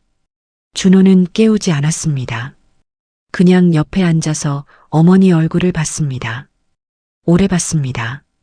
이 얼굴이 18해를 혼자 버텨온 얼굴이라는 것, 내일 이후로 이 얼굴이 조금 달라질 수 있다면 그것만으로 충분하다고 생각했습니다. 두렵냐고 묻는다면 두렵다고 해야 맞는 답이었습니다. 그런데 발이 뒤로 가지 않았습니다. 처음 자료실 문을 열 때도, 지하 창고로 회장을 옮길 때도, 법무팀장 앞에 USB를 내밀 때도 이 소녀는 언제나 앞으로만 걸었습니다. 설명할 수 없는 방식으로. 지금도 그랬습니다. 내일 총회장 문을 여는 것, 그게 지금 준호가 할 수 있는 전부였고 그것만으로 충분했습니다. 준호가 자리에서 일어서면서 어머니 이불을 한번 여몄습니다. 그리고 병실을 나왔습니다. 복도를 걸으면서 내일 아침을 생각했습니다. 작업복을 입고 카트를 밀고 30층 총회장 문을 여는 것. 그 문 하나가 지금까지의 모든 것을 결판 낼 것이었습니다. 엘리베이터 문이 열렸습니다. 준호가 탔습니다. 문이 닫혔습니다. 내일이 시작되고 있었습니다. 주주총회 당일 아침 강덕산업 본사 빌딩은 이른 시간부터 분주했습니다. 로비에 안내 직원들이 배치됐고 30층 대회의실로 올라가는 엘리베이터 앞에는 민혁 측 경호 직원이 2명씩 서 있었습니다. 주주와 이사진 명단을 일일이 확인하며 출입을 통제했습니다. 빌딩 전체가 민혁을 위한 무대처럼 세팅돼 있었습니다. 준호는 그 로비를 가로질러 지하 청소실로 내려갔습니다. 오늘도 작업복 차림이었습니다. 경호 직원도 안내 직원도 준호에게 눈길 하나 주지 않았습니다. 그 시선 없음이 오늘따라 준호의 등을 오히려 단단하게 만들었습니다. 투명인간의 특권이었습니다. 오전 9시 준호는 지하 청소실 구석에서 오창석의 연락을 기다렸습니다. 총회는 10시 시작이었습니다. 기다리는 동안 손을 무릎 위에 올려놓았습니다. 손이 떨렸습니다. 떨지 않으려고 의식하면 더 떨렸습니다. 준호는 그냥 두었습니다. 손이 떨리는 건 어쩔 수 없었습니다. 중요한 건 발이 멈추지 않는 것이었으니까요. 오창석의 문자가 온 건 10시 2분 전이었습니다. 문자는 딱 2글자였습니다. 올라와. 준호가 자리에서 일어섰습니다. 그 시각 30층 대회의실에서는 이사진과 주요 주주들이 자리를 채우고 있었습니다. 앞줄 중앙에 유정란이 앉아 있었습니다. 검은 정장 차림으로 서류를 정리하며 주변을 살폈습니다. 표정에 여유가 있었습니다. 이미 이사회 표결은 굳어 있었고 핵심 주주들도 정리된 상태였습니다. 설령 회장이 나타나더라도 뒤집을 수 없는 판이라는 계산 위에서 앉아 있었습니다. 단상 옆에는 민혁이 서 있었습니다. 짙은 남색 정장, 흐트러짐 없는 넥타이.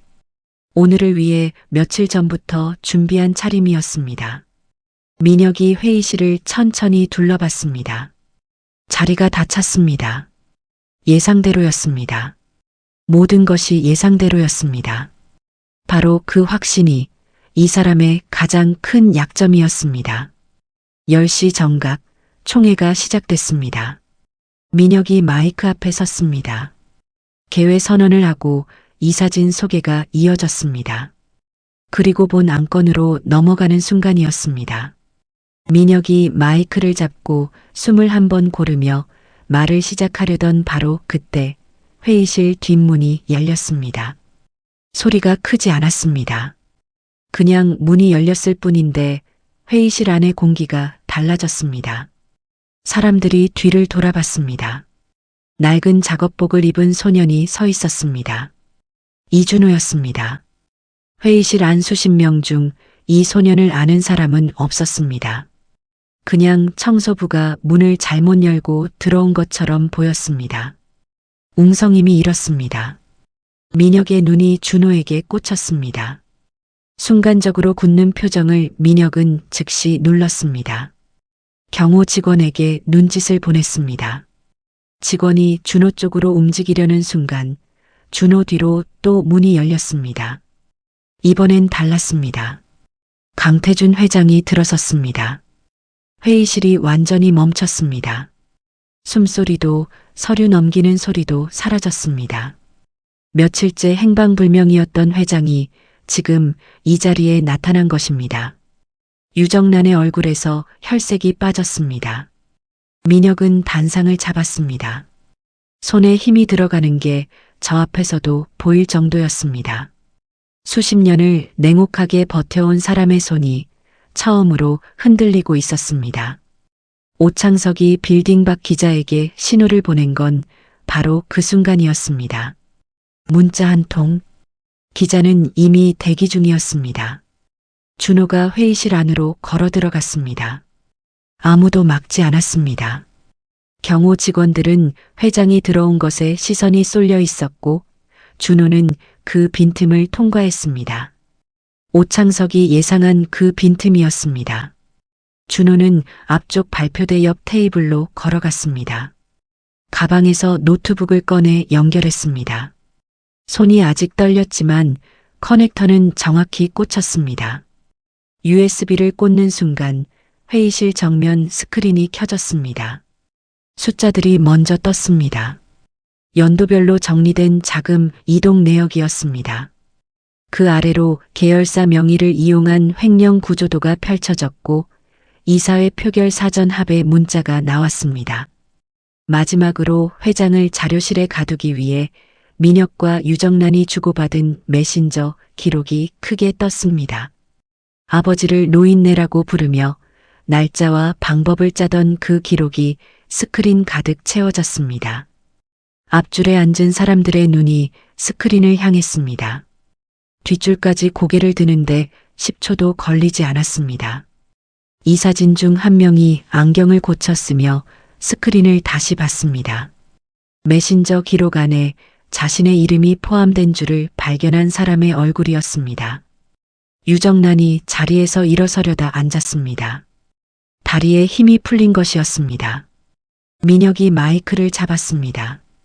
목소리를 가다듬으며 말했습니다. 이 자료는 불법으로 취득된 겁니다. 법적 효력이 없어요. 회의실 안 사람들이 민혁을 봤습니다. 그리고 스크린을 봤습니다. 다시 민혁을 봤습니다. 아까와는 다른 시선이었습니다. 오창석이 앞으로 나섰습니다. 이 자료의 원본은 회장이 직접 공증했으며 법원에 이미 제출됐다고 취득 경위에 관한 법적 검토도 완료됐다고 말했습니다. 20년 법무팀장의 목소리는 흔들리지 않았습니다. 민혁이 다시 말하려다 멈췄습니다. 입이 열리지 않았습니다. 수십 명의 시선이 자신에게 쏟아지는 걸 느꼈습니다. 자신이 쌓아온 것들이 무너지는 소리가 그 시선 안에서 들렸습니다. 강태준 회장이 천천히 단상으로 걸어 나왔습니다. 민혁이 비켜섰습니다. 비키지 않으면 안 되는 분위기였습니다. 회장이 마이크 앞에 섰습니다. 회의실이 다시 조용해졌습니다. 회장이 말했습니다.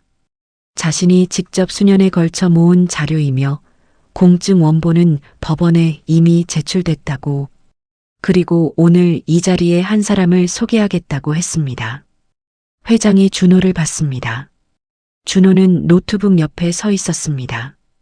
여전히 낡은 작업복 차림으로. 회장이 말했습니다. 제 아들입니다. 회의실이 술렁였습니다. 단순한 웅성임이 아니었습니다. 자리에서 몸을 일으키는 사람, 옆 사람과 눈을 마주치는 사람, 스크린과 준호를 번갈아 보는 사람. 회의실 전체가 흔들렸습니다. 준호는 그 말을 들으면서 눈을 한번 내렸습니다. 예상하고 있었는데도 실제로 저 사람의 입에서 나오는 순간은 달랐습니다. 가슴 안쪽 어딘가가 조용히 무너지는 것 같았습니다. 오랫동안 닫혀있던 문이 열리는 것 같은 느낌이었습니다. 준호는 눈을 다시 들었습니다. 지금은 무너질 때가 아니었습니다. 회장이 계속했습니다. 이준호 명의로 설정된 지분 서류를 공개하겠다고 했습니다. 오창석이 봉투를 꺼냈습니다. 민혁이 그 봉투를 보는 순간 처음으로 얼굴이 무너졌습니다. 2년 전부터 존재했던 서류, 자신이 없애려 했지만 끝내 찾지 못한 서류였습니다. 유정란은 이미 시선을 바닥으로 내리고 있었습니다. 준호가 앞으로 나섰습니다. 회장 옆에 섰습니다. 그리고 말했습니다. 지분은 받지 않겠습니다. 회의실이 또 한 번 술렁였습니다. 준호가 회장을 봤습니다. 대신 한 가지만 부탁드릴게요. 어머니한테 직접 사과해 주세요. 회의실이 조용해졌습니다. 회장이 준호를 봤습니다. 잠시였습니다. 그리고 고개를 끄덕였습니다. 수십 명이 지켜보는 자리에서 대기업 회장이 고개를 끄덕이며 18살 청소부 소년의 부탁을 받아들이는 장면이었습니다. 돈보다 사람을 앞에 놓은 소년과 그 소년 앞에서 처음으로 고개를 숙인 회장. 그 두 사람 사이에서 회의실은 오래 조용했습니다. 그 순간 회의실 밖에서는 경찰차 2대가 빌딩 앞에 멈추고 있었습니다. 검찰의 자료가 전달됐고 오창석의 신호를 받은 기자의 기사가 포털에 올라가고 있었습니다. 총회가 끝나고 민혁과 유정란이 회의실을 나서는 순간 복도 끝에서 형사 3명이 걸어오고 있었습니다. 민혁이 걸음을 멈췄습니다. 형사가 민혁의 이름을 불렀습니다. 특정경제범죄 가중처벌법 위반, 감금, 허위 고소 혐의로 임의동행을 요청한다는 말이 복도에 울렸습니다. 유정란은 그 말을 들으면서 손으로 벽을 짚었습니다. 민혁은 아무 말도 하지 않았습니다. 표정도 없었습니다. 그냥 걸었습니다. 형사들 사이에서 평생 아무도 막지 못하던 걸음이 오늘은 양옆에서 막혔습니다. 준호는 그 장면을 보지 못했습니다. 총회장 안에서 회장 옆에 서 있었으니까요. 누군가 악수를 청했고 누군가 이름을 물었습니다. 준호는 짧게 대답하면서도 머릿속에는 한 가지 장면만 있었습니다. 어머니 병실, 그 6인실 구석 자리, 오늘 이 자리에서 일어난 일들이 그 병실까지 닿을 수 있을지, 그게 지금 이 순간 준호에게 가장 중요한 것이었습니다. 총회가 정리되고 사람들이 빠져나간 후 회장이 준호에게 다가왔습니다. 빈 의자들과 꺼진 스크린만 남은 그 공간에서 두 사람이 처음으로 아무 역할 없이 마주 섰습니다. 회장도 청소부도 아닌 채로. 회장이 말했습니다. 오늘 저녁 같이 가자. 준호는 그 말이 어디를 의미하는지 알았습니다. 고개를 끄덕였습니다. 회장이 준호의 어깨에 손을 얹었습니다. 잠깐이었습니다. 그런데 그 잠깐이 묵직했습니다. 18회 동안 없었던 무게였습니다. 그날 저녁 회장의 차가 병원 앞에 섰습니다. 준호가 먼저 내렸습니다. 회장이 뒤따라 내렸습니다. 병원 입구에서 두 사람이 나란히 섰습니다. 회장의 표정이 처음으로 단단함을 잃었습니다. 수십 년을 버텨온 사람이 지금 가장 작은 문 앞에서 멈춰 서 있었습니다. 준호가 먼저 걸었습니다. 회장이 따라 들어갔습니다. 복도를 지나 6인실 문 앞에 섰습니다. 준호가 문을 열었습니다. 그리고 회장을 들여보내고 자신은 복도에 남았습니다. 문이 닫혔습니다. 준호는 복도 의자에 앉아서 그 닫힌 문을 봤습니다. 안에서 무슨 말이 오가는지는 들리지 않았습니다. 들으려 하지도 않았습니다. 그건 자신이 있어야 할 자리가 아니었습니다. 형광등이 웅웅거렸습니다. 먼 복도 끝에서 간호사의 발소리가 들렸습니다. 준호는 등을 의자에 기대고 눈을 감았습니다. 며칠 동안 잠을 제대로 못 잔 몸이 그제야 무게를 느꼈습니다.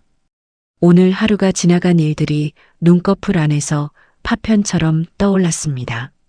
작업복 차림으로 총회장 문을 열던 순간, 스크린의 숫자가 뜨던 순간, 회장이 마이크 앞에서 제 아들이라고 말하던 순간, 그 모든 게 불과 몇 시간 전이었는데 어느 생의 다른 시간처럼 느껴졌습니다. 잠이 오지 않았습니다. 그냥 기다렸습니다.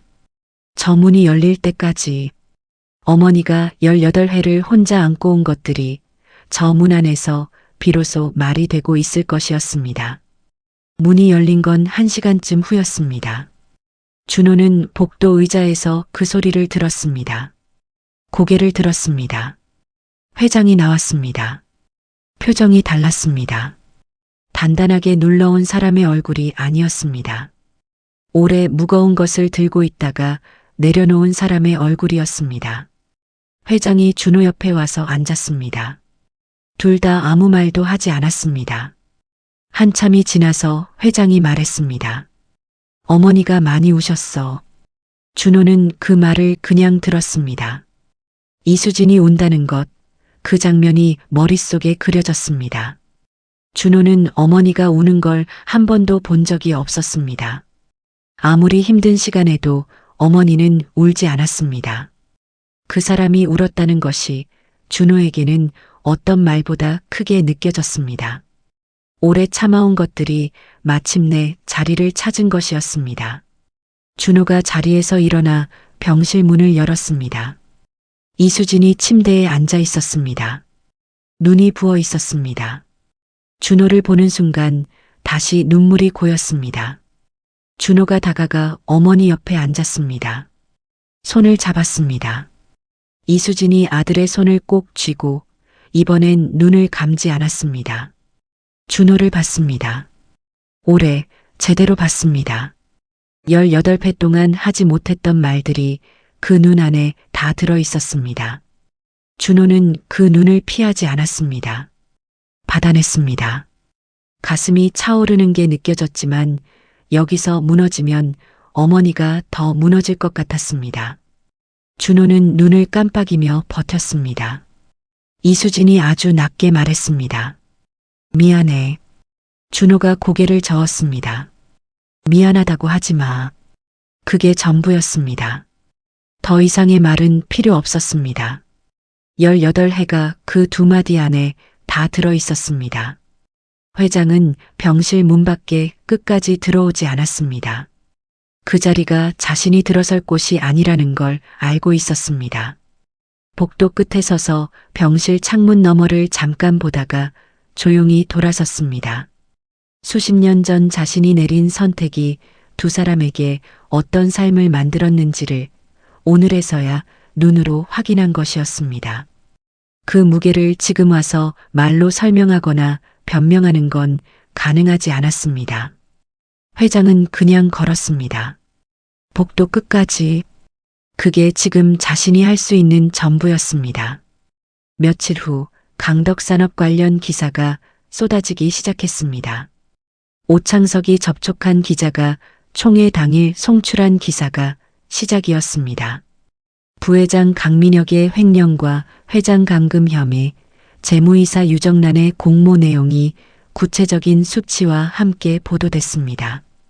다음 날 다른 언론사들이 받아쓰기 시작했고 사흘째부터는 포털 메인에 올라왔습니다. 강덕산업 주가가 흔들렸고 이사회가 긴급 성명을 냈습니다. 그 과정에서 야간 청소부 소년이 회장을 구하고 비리를 폭로했다는 내용이 덧붙여졌습니다. 이준호라는 이름이 처음으로 세상에 나왔습니다. 준호는 그 기사들을 휴대폰으로 보면서도 실감이 나지 않았습니다. 화면 속 이름이 자기 이름인데 낯선 사람 이야기처럼 읽혔습니다. 민혁은 구속 전 피의자 신문을 받았습니다. 법정에 들어서는 민혁의 모습이 카메라에 찍혔습니다. 며칠 전 주주총회장에서 남색 정장을 입고 단상에 섰던 사람과 같은 사람이라고는 보기 어려운 얼굴이었습니다. 머리가 흐트러졌고 시선이 바닥을 향했습니다. 평생 위를 향하던 눈이 처음으로 아래를 향하고 있었습니다. 카메라 플래시가 터질 때마다 얼굴을 돌렸지만 카메라는 사방에 있었습니다. 유정란은 자진 출두했습니다. 변호인을 통해 민혁의 지시에 따랐다는 입장을 냈지만 자금 이동의 실무를 직접 처리한 것은 부인하지 않았습니다. 두 사람이 수년에 걸쳐 빼돌린 금액이 세상에 공개됐습니다. 그 숫자를 본 사람들의 반응은 한결같았습니다. 어떻게 그럴 수 있냐는 것이었습니다. 자기를 낳아준 아버지를 굶겨 죽이려 하면서 그 회사 돈을 동시에 그렇게 빼갈 수 있었냐는 것. 사람들이 분노한 건 금액 때문만이 아니었습니다. 그 냉혹함의 구조가 너무 또렷하게 보였기 때문이었습니다. 임원 회의실에서 아버지 흉을 보던 목소리가 청소부 소년에게 어머니 병원비 서류를 밀어놓던 손인 결국 이렇게 끝난다는 것을 세상이 늦게 알았을 뿐 그 사람의 본질은 처음부터 그랬다는 것을. 준호는 그 며칠 동안 빌딩에 계속 출근했습니다.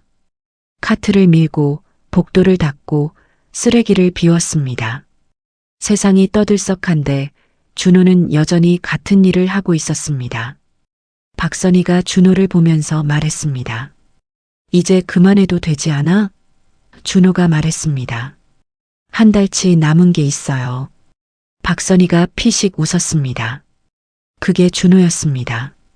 세상이 뒤집어졌는데 자기 몫은 끝까지 하는 사람. 박선희는 더 말하지 않았습니다. 그냥 옆에서 같이 카트를 밀었습니다. 회장은 그 기간 동안 이사회 정상화 작업에 들어갔습니다. 민혁 측에 붙어있던 이사들을 정리하고 오창석을 법무총괄로 격상시켰습니다. 그러면서도 하루에 한 번은 이수진의 병원에 연락했습니다. 직접 가는 날도 있었고 꽃을 보내는 날도 있었습니다. 이수진은 처음엔 받지 않으려 했습니다. 그러다 준호가 말했습니다. 받으세요. 어머니가 받아야 어머니 것이 돼요. 이수진이 아들을 받습니다. 한참 있다가 고개를 끄덕였습니다.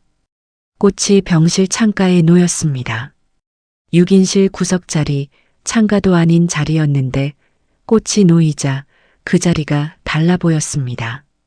준호는 그 즈음 오창석을 한번 찾아갔습니다. 집은 서류 때문이었습니다. 오창석이 서류를 보다가 준호를 봤습니다. 진짜 안 받을 거야? 준호가 말했습니다. 네. 오창석이 잠시 준호를 봤습니다. 그리고 서류를 책상 서랍에 넣으며 말했습니다. 회장님이 결정하실 거야. 내 의사는 전달할게. 준호는 고개를 끄덕이고 나왔습니다. 복도를 걸으면서 생각했습니다. 지분이 자신의 것이 되는 것과 그게 자신의 삶이 되는 것은 다른 문제라는 걸. 돈이 생긴다고 방향이 생기는 건 아니었습니다. 방향은 스스로 만드는 것이었습니다. 그게 어머니가 아무것도 없는 채로 18회를 버텨온 방식이기도 했으니까요. 그날 저녁 준호는 오랫동안 열지 않았던 서랍을 열었습니다. 자퇴하기 전 다니던 학교에서 나눠준 대학 입시 안내 책자가 구겨진 채로 밀려 있었습니다. 준호가 그걸 꺼내 폈습니다. 페이지를 몇 장 넘기다가 한 학과 앞에서 멈췄습니다. 사회복지학과였습니다. 준호는 그 페이지를 한참 봤습니다. 이 며칠 동안 자신이 한 일들, 자신이 서 있던 자리들이 머릿속에서 겹쳤습니다. 아무것도 아닌 자리에서도 무언가를 할 수 있다는 것, 눈에 보이지 않는 곳에서도 사람이 위험에 처할 수 있다는 것, 그 위험 앞에서 그냥 지나치지 않는 사람이 되는 것. 준호는 책자를 책상 위에 올려놓았습니다. 덮지 않고 그 페이지를 열어둔 채로 회장 강태주는 그로부터 한 달 후 기자회견을 열었습니다. 이수진에 대한 공개 사과였습니다. 회사 차원이 아니라 개인 자격으로 카메라 앞에서 고개를 숙였습니다. 수십 년 전 자신의 선택이 한 사람의 삶을 어떻게 만들었는지를 인정하는 자리였습니다. 회장은 짧게 말했습니다. 변명하지 않겠다고. 그리고 고개를 숙였습니다. 오래 숙였습니다. 카메라 플래시가 터지는 동안 고개를 들지 않았습니다. 그 장면이 뉴스에 나왔을 때 이수진은 병실에서 TV를 보고 있었습니다. 준호가 옆에 앉아 있었습니다. 이수진은 화면 속 회장이 고개를 숙이는 장면을 보면서 아무 말도 하지 않았습니다. 그냥 봤습니다. 준호도 아무 말 하지 않았습니다. 그냥 어머니 옆에 앉아 있었습니다. TV에서 앵커가 다음 뉴스로 넘어갔습니다. 이수진이 리모컨을 들어 TV를 껐습니다. 그리고 준호를 봤습니다. 눈이 촉촉했지만 울지는 않았습니다. 그냥 웃었습니다. 준호가 올해 처음 보는 어머니의 웃음이었습니다. 준호도 웃었습니다. 병실이 잠깐 조용해졌습니다. 창밖으로 오후 햇살이 들어왔습니다. 그 빛이 6인실 구석 자리까지 오늘은 충분히 닿았습니다.